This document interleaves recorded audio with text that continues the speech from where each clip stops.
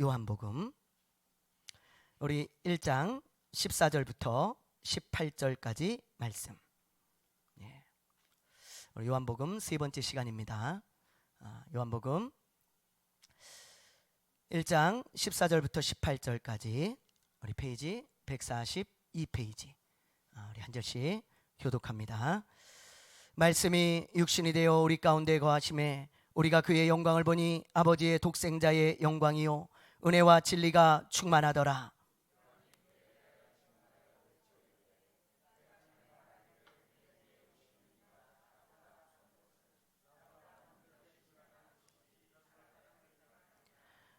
우리가 다 그의 충만한 데서 받으니 은혜 위에 은혜로라.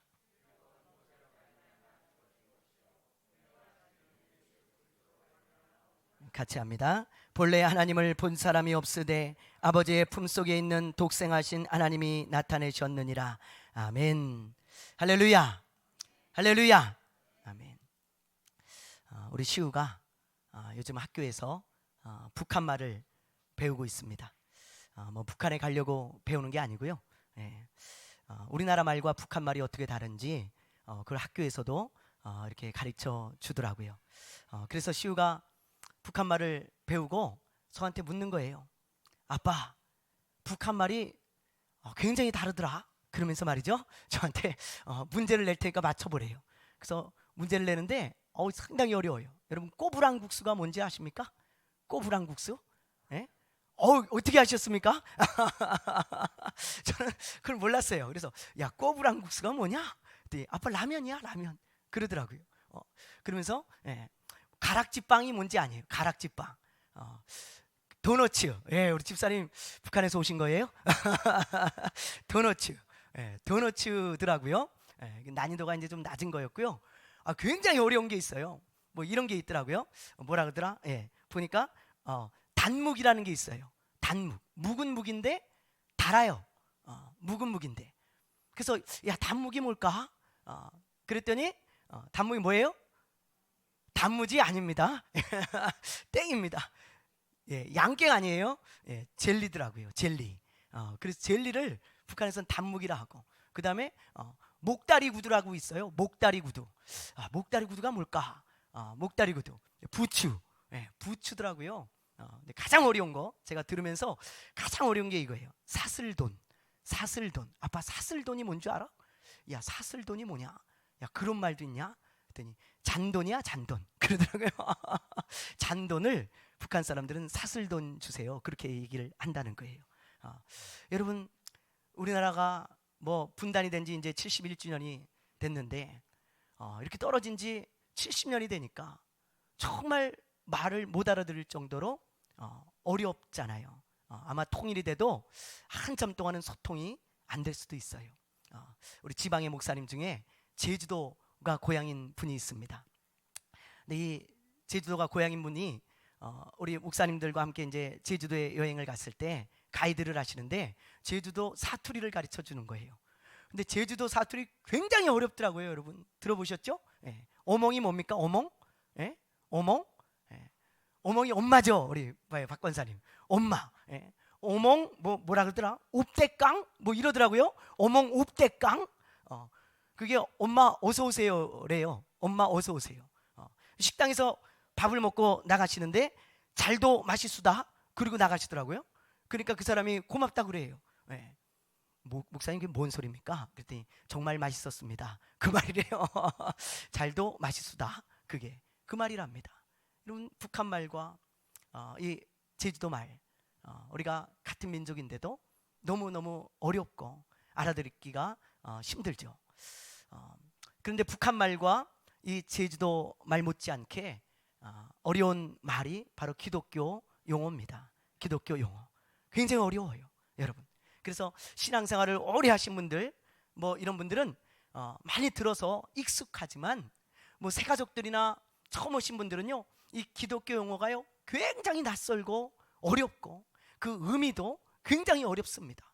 뭐 예를 들면 구속사, 뭐 이런 거, 무슨 삼위일체, 이신칭의, 이런 건 굉장히 어렵습니다.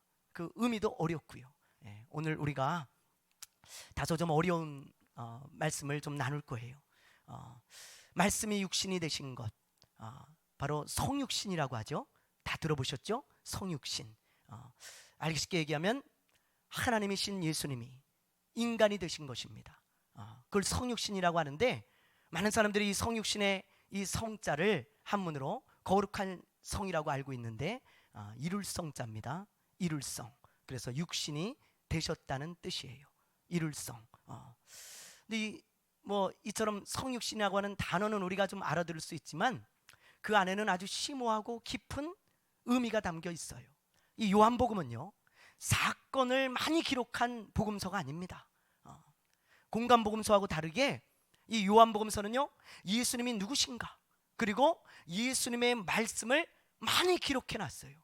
그래서 이 요한복음은 다소 여러분 딱딱하고 또 좀 지루할 수 있어요. 마태복음을 제가 강의할 때보다는 마태복음은 사건 위주로 기록이 되어 있기 때문에 이 사건들을 많이 다뤘지만, 요한복음은 말씀이에요. 말씀, 예수님의 말씀과 예수님이 어떤 분인가, 그거에 대해서 우리에게 말씀해 주는 책이기 때문에 좀 다소 딱딱할 수 있지만, 저는 이 요한복음을 강의하게 된 것에 너무 감사를 드립니다. 왜냐하면 여러분들이 다시 기독교의 기초를 다지려면 이런 말씀들을 많이 들어야 돼요. 여러분, 기독교의 뼈대가 되는 말씀들, 이런 거 우리가 새신자 교육 때 많이 배우고 교육 때 배웠지만, 여러분 다시 들으셔야 됩니다.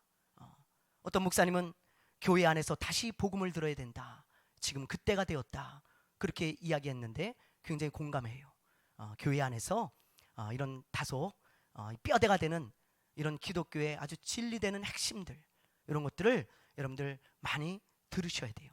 그래서 참 감사한 시간인데요, 다소 어렵기 때문에 제가 어떻게 하면 쉽게 할까, 저는 그 걱정만 하며 하루를 보냅니다. 말씀 준비할 때 어떻게 하면 쉽게 가르칠 수 있을까, 그것만 아주 집중적으로 저는 생각해요. 그래서 여러분 좀 쉽게, 제가 최대한 쉽게 여러분들한테 말씀을 나눌 테니까 오늘 잘 들으시고 마음에 잘 새기시기를 바랍니다. 할렐루야, 할렐루야. 하나님이신 예수님이 왜 인간이 되셨는가, 오늘 그거를 좀 설명하려고 그래요. 예수님이 인간이 되신 이유는 뭘까? 인간이 되신 이유, 성육신 하신 이유, 그게 크게 하나님께서 세 가지가 있다는 거예요. 오늘 말씀을 통해서 세 가지를 말씀해 주고 계십니다. 첫째가 뭐냐? 우리 14절을 한번 보세요.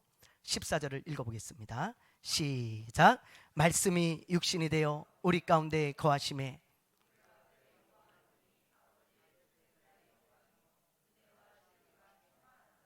아멘. 예수님이 인간이 되신 이유 첫 번째는 우리와 함께 살기 위함입니다. 같이 한번 해보세요. 우리와 함께 살기 위함입니다. 여기 14절 보니까 말씀이 육신이 되어 우리 가운데 거하심에 그랬는데, 여기 거하심이라고 하는 이 단어는 스케노라 그래서 천막을 치고 함께 산다는 뜻입니다. 천막을 치고 함께 산다는 의미예요. 요 말씀이 육신이 되어 우리 가운데 거하심에, 천막을 치고 함께 산다. 구약에 이스라엘 백성들이 이집트에서 나와서 광야에서 40년을 살았잖아요. 40년을 살 때 12지파별로 동서남북으로 흩어져 가지고 진을 치고 살았습니다. 거기서 먹고 자고 마시고 이동하고 그랬거든요. 그런데 그 진 중앙에 여러분 뭐가 있었죠? 진의 중앙에 하나님의 임재를 상징하는 성막이 있어요. 자, 그림을 한번 보여주실래요? 자, 보시면 이렇게 되어 있습니다. 이 주변에는요 전부 이스라엘 12지파가 거하고, 진의 가운데, 가장 가운데 하나님의 임재를 상징하는 성막이 쳐져 있는 거예요. 이게 바로 스케노입니다. 텐트를 치고 하나님이 그냥 함께 거하시는 거예요. 함께 그냥 사람들과 함께 사시는 것입니다. 이스라엘 백성들과. 이스라엘 백성들은 광야 40년 동안 하나님이 텐트를 치고 천막을 치고 함께 살았어요. 얼마나 놀랍습니까? 하나님이 인간과 함께 살다니요, 하나님이 인간과 함께 거하면서 함께 살다니요, 너무너무 놀랍잖아요. 놀랍잖아요. 그래서 이스라엘 백성들이 때로는 부러워요. 그러나 여러분, 부러워할 필요 없습니다. 왜냐하면 예수님이 인간이 되심으로 예수님의 영이신 성령께서 믿는 자들 안에 들어오셔서 우리 안에 텐트를 치고 스캐너 하시고 함께 사신다 이 말이에요. 함께 살아요. 그게 바로 예수님께서 인간이 되심으로써 성육신 하심으로써 우리에게 일어난 일입니다. 예수님은 믿는 자들 안에 성령으로 임하셔서 우리 안에서 우리를 떠나지 아니하시고 함께 텐트를 치고 먹고 마시고 함께 사시는 것입니다. 그 예수님이 인간이 되심으로 일어난 일이에요. 그래서 진짜 예수를 믿는 사람들, 진실로 예수님을 믿는 사람들 안에는 하나님의 영이신 성령께서 거하시고, 그리고 그 성령께서 믿는 자들과 함께 사는 거예요. 이건 뭘 말할까요? 부부를 말합니다. 부부를, 부부관계를 말해요. 한 천막을 치고 함께 사는 거, 내가 네 안에 네가 내 안에, 이것은요 부부관계를 말해요. 그래서 성경은 예수님을 우리의 신랑이라고 말씀하셨고 우리를 예수님의 신부라고 말씀하셨죠. 예수님은 우리의 신랑, 우리는 신부입니다. 신부예요. 청춘 남녀가 만나가지고 연애를 하잖아요. 그러면 왜 결혼을 해요? 왜 결혼을 해요? 함께 있고 싶어서 결혼을 하는 거예요. 함께 있고 싶어서. 예수님도 마찬가지라는 거예요. 예수님이 우리를 너무 사랑하셔서 이처럼 세상을 사랑하사 우리를 너무 사랑하셔서 우리를 신부 삼고 함께 살고 싶어서 우리 안에 들어오시는 것입니다. 예수님이 인간이 되심으로써 그 일을 이루셨어요. 그래서 예수님의 영이 우리 안에 들어오셔서 신방을 차리고 우리와 함께 부부로서 함께 사시는 거예요. 함께. 그게 바로 오늘 이 스케노의 의미인 것입니다. 여러분, 그래서 예수를 믿는다는 것은 예수님과 결혼을 하는 것입니다. 사진 지워주셔도 돼요. 예수님과 결혼을 하는 것이에요. 그리고 신앙생활을 한다는 것은 예수님과 결혼 생활을 하는 것입니다. 그럼 여기서 우리가 이제 생각해 봐야 될 게 있죠. 예수님이 우리를 사랑하셔서 우리를 신부로 삼으시고 우리 안에 들어오셔서 우리와 함께 사시는데, 그러면 우리가 예수님이 우리를 사랑하듯 우리도 예수님을 사랑해야 될 거 아니에요? 그렇지 않겠습니까? 부부관계에 있어서 가장 중요한 것은 사랑입니다. 아무리 좋은 음식을 먹고 아무리 큰 집에서 아무리 좋은 차를 타고 살아도 부부가 사랑하지 않는다면 그 행복하지 않죠. 마찬가지예요. 예수님이 우리 안에 오셔서 우리를 신부 삼고 함께 거하며 함께 살아가고 있는데, 결혼 생활을 하고 있는데 예수님은 우리를 변함없이 사랑하시는데 우리가 예수님을 사랑하지 않는다면, 사랑이 식어져 가고 자꾸 한눈을 판다면 여러분, 그 결혼 생활이 어찌 행복할 수 있겠어요? 그래서 예수님이 우리 신부들에게 바라는 것은 딱 하나예요. 사랑하길 원하시는 것입니다. 가장 여러분에게 예수님이 바라시는 것은 내가 너를 너무 사랑해서 너를 신부로 삼고 네 안에 들어가서 내가 함께 살고 있으니, 그러니 우리 서로 사랑하며 살자. 그게 예수님이 우리에게 가장 바라는 그 바람입니다. 그래서 예수님은 이렇게 말씀하셨어요. 자, 마태복음 22장을 함께 보시죠. 22장 36절에서 38절입니다. 자, 우리 읽습니다. 시작. 선생님, 율법 중에서 어느 계명이 크니까? 예수께서 이르시되 내 마음을 다하고 목숨을 다하고 뜻을 다하여 주 너의 하나님을 사랑하라 하셨으니 이것이 크고 첫째 되는 계명이요. 보세요. 어떤 사람이 예수님께 가장 크고 중요한 계명이 무엇입니까? 그랬을 때 예수님 뭐라 그래요? 내 마음을 다하고 목숨을 다하고 뜻을 다하여 주 너의 하나님을 사랑하라. 이게 가장 큰 계명이다. 하나님이 가장 바라시고 원하시는 것이 우리가 목숨을 다하고 마음을 다하고 뜻을 다하여 하나님을 사랑하기를 원한다 이 말이에요. 하나님을 사랑하기를. 그게 하나님의 바람입니다. 우리 신부된 우리들에게 바라는 것입니다. 그래서 신앙생활을 가장 잘하는 사람은요, 묵묵히 예수님을 사랑하며 사는 사람이에요. 여러분, 신앙생활이 무엇이냐고 저에게 물으신다면 저는 이렇게 대답합니다. 주저하지 않고 예수님 사랑하며 사는 삶입니다. 그게 신앙생활이에요. 여러분, 신앙은 이벤트가 아닙니다. 이벤트가. 자꾸 신앙생활을 이벤트처럼 하는 사람이 있어요. 그러지 마세요. 신앙은요, 그냥 묵묵히 예수님 사랑하면서 살아가는 것입니다. 그게 신앙이에요. 오늘 권사님이 자기 딸을 데리고 교회를 갔어요. 이 딸은 교회를 다니지 않습니다. 예수를 믿지 않아요.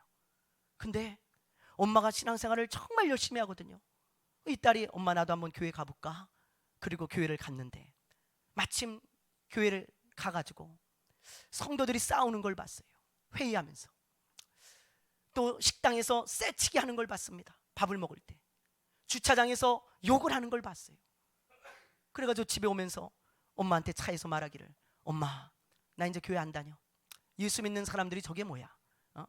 막 회의하면서 싸우기나 하고 식당에서 쎄치기나 하고 주차장에서 욕하는 거 엄마 들었어? 나 이제 예수 안 믿어. 나 교회 안 가. 그때 엄마가 이런 말을 했어요. 얘야, 너는 하루에 참 많은 것을 봤구나. 엄마는 40년 동안 오직 예수님만 바라보고 예수님만 사랑하고 여기까지 왔다. 그러더라는 거예요. 엄마는 40년 동안 예수님만 바라보고 예수님만 사랑하고 여기까지 왔어. 그때 그 딸이 엄마의 그 놀라운 신앙 앞에, 엄마의 그 진실한 신앙 앞에 이 사람이 감동이 되어져 가지고, 야, 우리 엄마는 진짜 신앙인이구나. 진짜구나, 진짜. 그래서 그 사람이 교회를 다니기 시작했다는 거 아니에요? 여러분, 바로 이것입니다. 여러분, 자꾸 신앙생활을 여러분 엉뚱하게 생각하지 마세요. 신앙생활은요, 그냥 예수님 사랑하면서, 부부가 사랑하며 살듯 그냥 예수님과 사랑하면서 한 걸음씩 가는 것입니다. 그게 신앙생활이고, 예수님이 인간이 되심으로 우리 안에 들어오셔서 우리를 사랑하시고 변함없이 사랑하시는데, 우리 신부된 우리가 어떻게 살아야 될지 오늘 이 시간에 잘 생각하고 예수님이 무엇을 바라시는지 잘 생각하며 우리도 변치 않는 그런 사랑의 신부가 되기를 바랍니다. 바랍니다. 그 첫 번째고요. 두 번째 한번 보세요. 16절, 17절을 한번 봅니다. 자, 우리 읽어보겠습니다. 시작. 우리가 다 그의 충만한 데서 받으니 은혜 위에 은혜로라. 율법은 모세로 말미암아 주어진 것이요 은혜와 진리는 예수 그리스도로 말미암아. 아멘. 예. 예수님이 인간이 되신 이후 두 번째는요, 구원의 은혜를 주시기 위함이에요. 구원의 은혜. 여기 16절에 보면 이렇게 되어 있죠. 은혜 위에 은혜로라. 그렇죠. 이 은혜 위에 은혜라는 말은 헬라어로 은혜 대신 은혜라는 말입니다. 그러니까 앞에 은혜와 뒤에 은혜를 대조하고 있어요. 그럼 앞에 은혜는 뭘까요? 뒤에 은혜는 뭐고요? 예. 은혜 대신 은혜. 앞에 은혜는 뭐예요? 자, 17절을 보세요. 잘 나와 있어요. 자, 17절 한번 다시 읽어봅니다. 시작. 율법은 모세로 말미암아 주어진 것이요 은혜와 진리는 예수 그리스도로 말미암아 온 것이니라. 앞에 은혜는 율법을 말해요. 뒤에 은혜는 예수 그리스도로 말미암아 온 구원의 은혜를 말하는 것입니다. 율법 대신 구원의 은혜, 그걸 주셨다는 거예요. 예수님이 인간이 되심으로 우리에게 주신 것이 구원의 은혜예요. 예수님이 만약에 인간이 되지 않았더라면 우리에게 절대로 구원의 은혜는 주어지지 않았습니다. 예수님이 성육신 하셨기 때문에 주어지신 거예요. 여러분, 이스라엘 백성들은요, 구약시대의 사람들은 율법을 지킴으로 하나님의 자녀가 되고 구원을 얻을 수 있다고 생각했어요.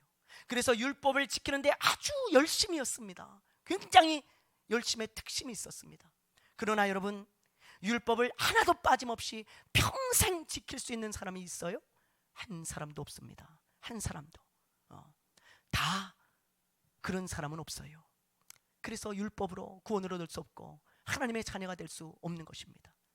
그런데 오늘날도 그런 시도를 하는 사람이 있어요. 종교 생활을 열심히 합니다. 예수는 안 믿어요. 근데 교회는 열심히 다닙니다. 열심히 봉사합니다. 예수를 믿는 믿음은 없어요. 그 사람 구원받은 사람 아닙니다. 여러분, 그 사람 하나님의 자녀 아니에요. 예. 또 어떤 사람은 남들보다 더 선하게 살려고 합니다. 더 착하게 살면 구원을 얻고 천국에 갈 줄 압니다. 여러분, 불가능에 도전하지 마십시오. 그건 불가능한 일입니다. 왜요? 하나님이 보실 때 완전해야 돼요. 그래야 구원을 얻을 수 있는 거예요. 근데 하나님이 볼 때는요, 전부 더러운 죄인일 뿐이에요. 우리 인간은. 그러니 하나님이 어찌 그 사람을 의롭다 하시고 구원하시겠어요? 그래서 하나님이 인간을 구원할 수 있는 방편으로 주신 유일한 방법이 있어요. 그게 바로 죄가 없는 하나님의 아들이 인간이 되어서 인간을 대신해서 죽고 그 죄를 용서받고, 그리고 하나님은 그 예수를 믿는 사람들에게 의롭다 칭하시는 것입니다. 예.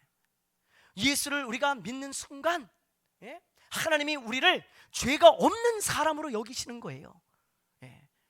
그래서 우리의 의는 예수 그리스도로부터 받는 의지, 내가 만들어내는 의가 아니에요. 만들어내는 의, 내가 인간의 노력이나 인간의 행위를 막 뭘 해가지고 하나님 저 의롭죠?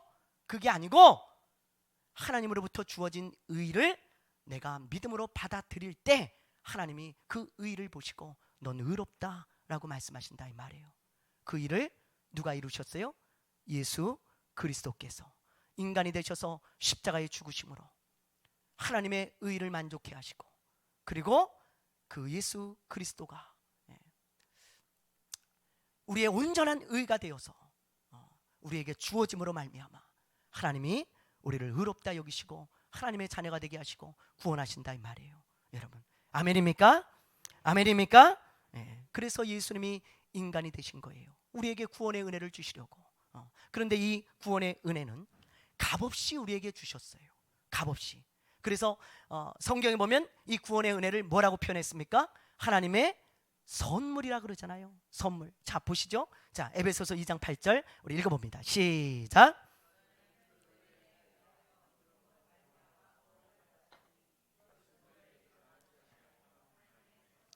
보세요. 구원은 하나님의 선물인데 값없이 주시는 선물이잖아요. 값없이. 선물은 그냥 감사합니다 하고 받는 것이지, 만약에 누가 선물을 주는데 내가 어떤 값을 지불하면 그것은 내가 사는 것이지 선물이 아닙니다. 선물을 주신 거예요. 이 구원의 은혜를요. 네. 그런데 여기서 우리가 이제 또 깊이 생각해 봐야 될 게 있죠. 적용을 해야 되잖아요. 항상 구원이 하나님의 선물이라면 우리가 어떤 마음으로 이 선물을 받아야 할까요? 또 어떤 마음으로 이 선물을 간직하며 살아야 될까요? 예. 많은 사람들이 이렇게 생각해요. 값없이 주신 선물이기 때문에 하찮게 생각합니다. 저 그런 사람 많이 봤습니다. 목회하면서. 예. 하나님이 값없이 주신 선물이라고 마치 저 장난감통에 처박아 놓은 장난감처럼 구원을 등한시하는 사람들이 있어요. 여러분, 선물은 받는 사람 입장에선 공짜지만 주는 사람 입장에선 굉장히 많은 대가가 지불됐다는 걸 알아야 돼요. 제가 만약에 여러분에게 선물을 준다면 제가 돈을 들여서 선물을 사야 되죠. 시간을 투자해야 되죠. 노력과 정성이 들어가는 것입니다. 그 선물을 나는 많은 대가를 지불하고 주는 거예요. 받는 사람은 그저 그냥 감사합니다 하면 받지만, 그러나 주는 사람은 그렇지 않아요. 예수님이 우리에게 구원이라고 하는 이 선물을 줄 때 예수님은 엄청난 대가를 지불했다는 것을 알아야 됩니다. 여러분, 예수님은요 핏값을 주고 그 선물을 얻어서 우리에게 주신 거예요. 예수님은 피 흘리고 죽으셨습니다. 예수님의 핏값은 인간의 돈으로 환산할 수 없어요. 너무 귀한 것은요 돈으로 매길 수 없습니다. 돈으로 매길 수 없어요. 여러분의 자녀 얼마 주면 팔 수 있습니까? 여러분의 자녀 100억 주면 팔을래요? 1000억 주면 팔겠습니까? 안 팔잖아요. 너무 귀하기 때문에 값으로 매길 수가 없는 거예요. 예수님의 핏값도 너무 귀하기 때문에 값으로 매길 수 없어. 그래서 여러분과 저에게 그냥 주는 거예요. 선물로. 우리는 믿음으로 그것을 받아서 구원을 얻은 것뿐입니다. 여러분, 그러므로 구원을 가장 가장 귀하게 여기셔야 돼요. 너무 귀하게 여기셔야 됩니다. 아, 예수님의 핏값을 주고 나에게 이 구원의 선물을 주셨구나. 그러면서 가장 귀하게 여기는 보물과 같은 것이 구원이 되어야 됩니다. C.T. 스터드라고 하는 선교사님이 있습니다. 이분은 영국의 캠브리지 대학을 나온 분이에요. 아주 명문 대학이죠. 그리고 영국에서 클라키스 선수로 국가대표까지 된 사람입니다. 영국에서 모르는 사람이 없고 굉장히 장래가 촉망한 젊은이에요. 근데 돌연 이 사람이 나 이거 다 놓고 선교 갑니다. 난 예수님을 전하며 살겠습니다. 그런 중국과 아프리카로 가서 46년 동안 선교를 하셨어요. 46년 동안.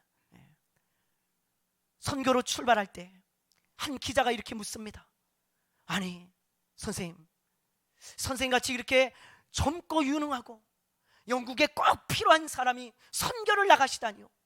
그것은 지나친 희생이 아닙니까? 그렇게 물었어요. 그때 이분이 이렇게 대답했습니다.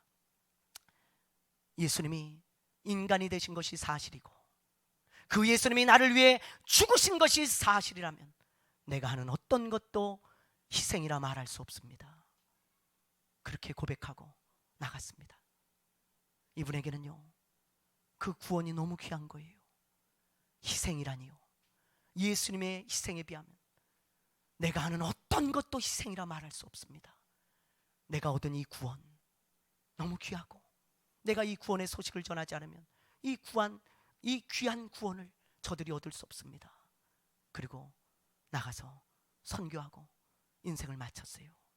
사랑하는 여러분, 여러분의 구원은 공짜로 받았지만 가치가 없는 저 장난감통에 처박혀야 될 그런 구원이 아닙니다.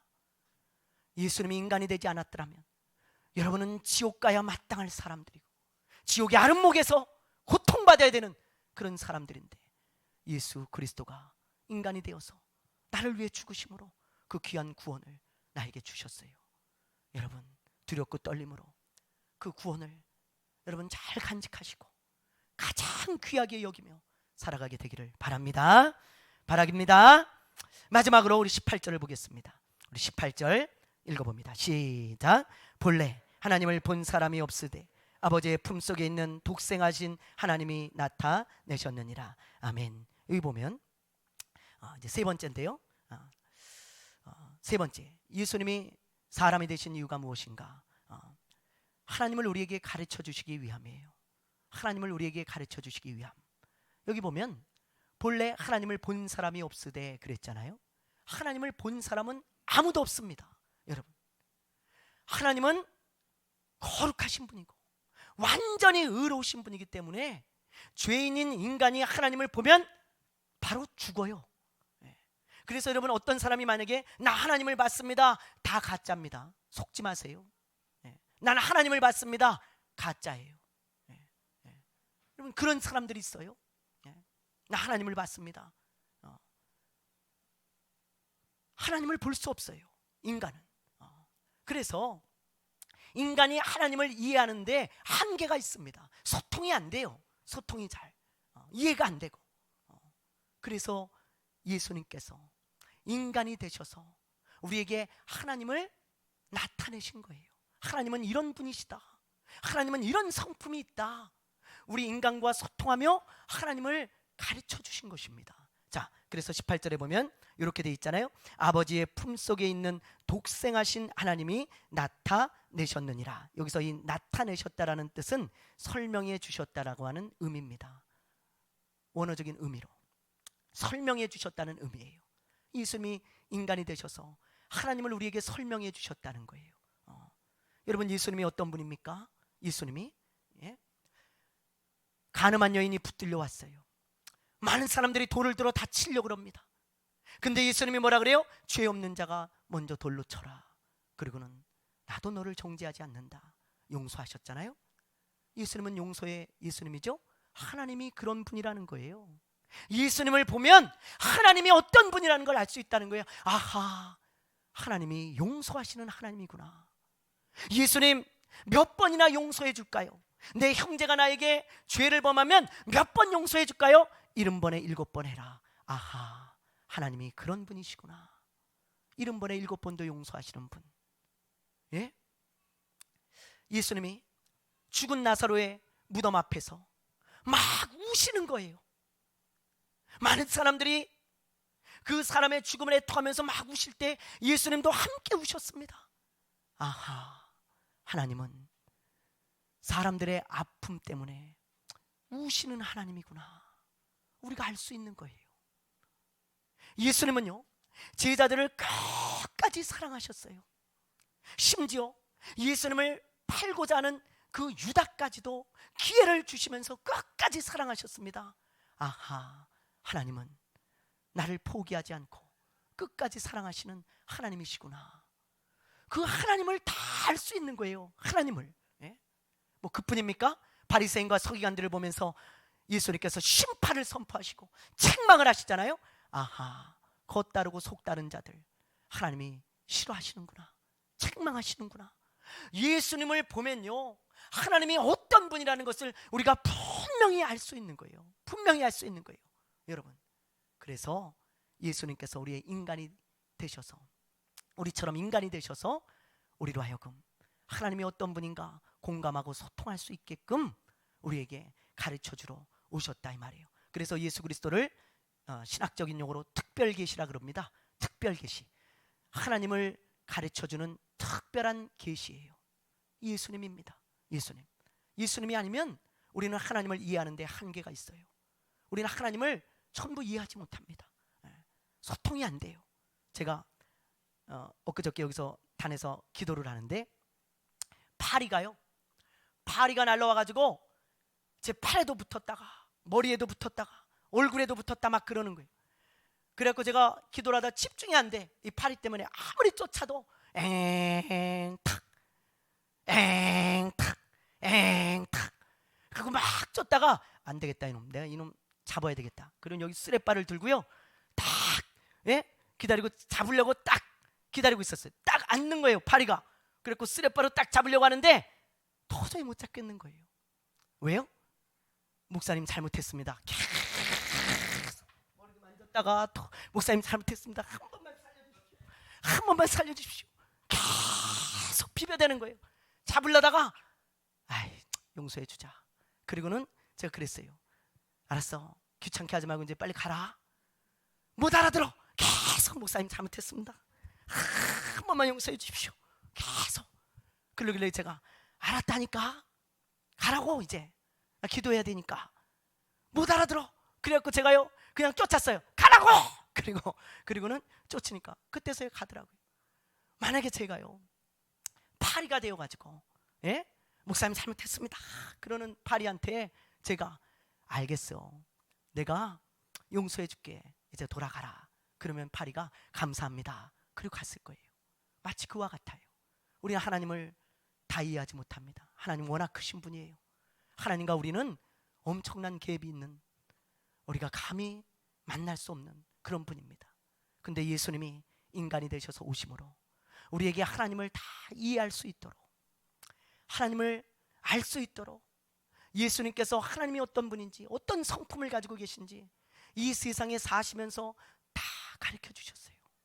그래서 여러분, 하나님을 닮아가고 하나님을 아는 지식이 풍성해지려면 누구를 묵상하면 되겠어요? 누구를 묵상하면요? 예수님을 묵상하면 됩니다. 예수님을 깊이 묵상해 보세요. 예수님의 말씀을 깊이 묵상하고 되씹고 되씹어 보십시오. 아, 하나님을 아는 지식이 풍성해지고요, 예수님을 닮아가게 되어지는 거예요. 예수님을 닮아가게 되어집니다. 여러분, 오늘 제가 세 가지를 얘기했어요. 성육신에 대해서. 여러분, 예수님이 인간이 되신 이유, 왜 예수님은 인간이 되셔야 했는가, 왜 인간이 되셨을까, 왜 그 고귀한 희생을 하셨을까. 첫 번째는 저와 여러분과 함께 살기 위함입니다. 기억하세요? 함께 살기 위함이에요. 여러분을 너무 사랑하셔서 여러분을 신부로 맞이하고 여러분과 평생 함께 살기 위해서 그분은 인간이 되셨어요. 인간이. 우리도 그 예수님을 사랑하며 살아야 됩니다. 두 번째, 예수님은 우리에게 구원의 은혜를 주시기 위해서 인간이 되셨어요. 예수님이 아니었다면 우리는 구원을 받지 못합니다. 그 구원은 값없이 주어진 것이지만 굉장히 소중한 것입니다. 그 구원을 아주 귀하게 여기며 살아가길 바라고요. 마지막 세 번째는 예수님은 하나님이 어떤 분인지 가르쳐주기 위해서 인간이 되셨어요. 그 예수님을 묵상하며 하나님을 알고 닮아가시기를 바랍니다. 그래서 예수님을 닮은 거룩한 신부들 되시기를 바랍니다. 우리 찬양하고 기도하겠습니다. 예수 가장 귀한 그 이름,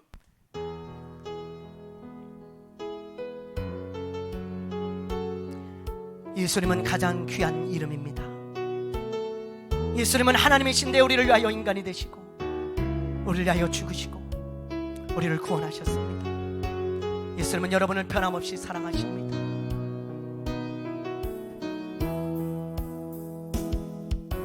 예수 가장 귀한 그 이름, 예수 언제나 기도 들으사. 오 예수 나의 손 잡아주시는 가장 귀한 그 이름. 예수 찬양하기 원하네.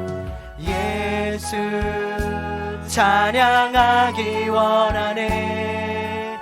예수 저음과 낮음 되시는 오 예수 날 위해 고통당하신 가장 귀한 그 이름. 예수 왕의 왕이, 예수 왕의 왕이 되신 주, 예수 당신의 끝없는 사랑. 오 예수 목소리 높여 찬양해 가장 귀한 우리 두 손을 높이 들고 찬양할까요? 예수 가장 귀한 그 이름, 예수 언제나 기도 들으사. 오 예수 나의 손 잡아주시는 가장 귀한 그 이름. 예수 찬양하기 원하네. 예수 찬양하기 원하네. 예수 저음과 낮음 되시는 오 예수 날 위해 고통당하신 가장 귀한 예수 왕의 왕이 되신 주, 예수